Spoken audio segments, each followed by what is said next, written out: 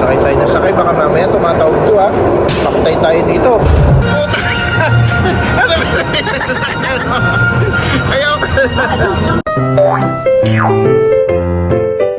So, yan. Merong tinatawag dito na Tomorrowland. So, ibig sabihin, futuristic. Yun, no? Parang ganun. Yun.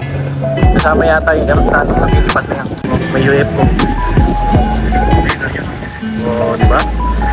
Tapos, pagditig mo doon, biglang, wow! Tomorrowland. Nandito yung, Starks Expo. Starland Diner. Meron dito, yan? Corn dog, ang tawag dito. Yan, corn dog. Ang laki, oh. Yung corn dog, halos kasing laki ng paa ng aso. Papo yata yun. So, medyo mainit, pero malamig yung hangin. Yung nasa kabila, yung Stark Expo. Andun si Iron Man. Pwede ka manood sa loob ng kung ano-ano. Dito tayo sa Hypership. Yun. Walang maganda pagka walang pila. Nakaraan sa Singapore, kasama namin si Mantan. Pumila kami napakahaba, parang isang oras ka lang ito. Tapos nung sinuka si Matmat, hindi pa na siya pwede. Buwisit na. Hindi man sinabi na bawal ang bata. Nakakapagod. Isa't kalahating oras ka nakapila, napakahaba. So ito, medyo futuristic. Yan. Star Wars to eh. Sasakay tayo ng ship. Oo, ano yan. Tignan natin, samahan niyo ako. Ardugo. Shout out sa lahat ng subscribers. Medyo madilim. Mas malinaw yung camera sa harap. Harap ang gagamitin kong camera mamaya. Hindi ako mag-selfie kasi malinaw. Yun. Yun.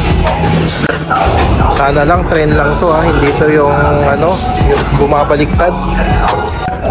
Yun lang. Sakto ang tuhod ko. Wah, ako nasa unahan.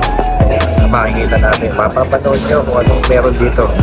Makakalibre kayo ng $500.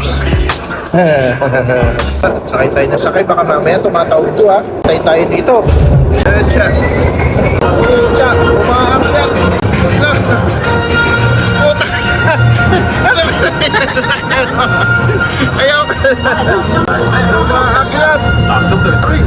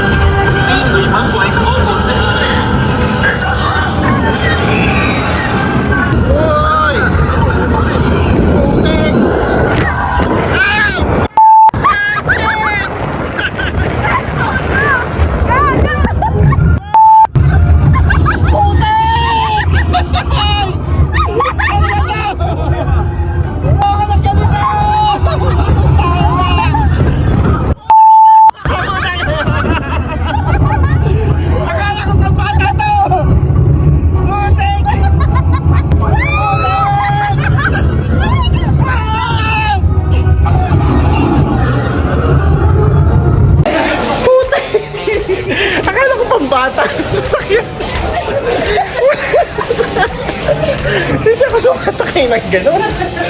Roller coaster pala yung putik na yan. Buisit. Hindi ako nagyan sa buko tumayo.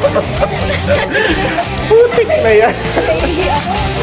Akala ko simpleng sakay ng pambata. Hayop na. Wala man lang hawakan. Tumataw pa ng putik na yan. Buisit. Uwi na tayo. Uwi na tayo. Buisit na yan. Putik ka. Akala ko katulad ng sa Iron Man. Roller coaster pa ng hayop na yan. Guys, yun, Star Traders yan. Yung kakalimutan. Roller coaster yung nasa loob yan. Hindi yan visual rides. Kaya yung mga may sakit sa puso katulad ko, mag-iingat kayo sa sasakyan nyo. Lalo na pag hindi nyo alam, hayop na yan. Ang nakakatawa pa, wala siyang hawakan. Tapos nasa harap kami. Kaya yun, Buti na lang, mga 5 minutes lang yung ride. Pero grabe din, liko-liko niya. Nakatakot. So dito uli kami sa susunod, yung kay Starks. Ito, papakita ko sa inyo na pagkakaalam ko, ganito lang yon. Kasi nakasakay na ako dati dito eh. Sige. See you again, mamaya.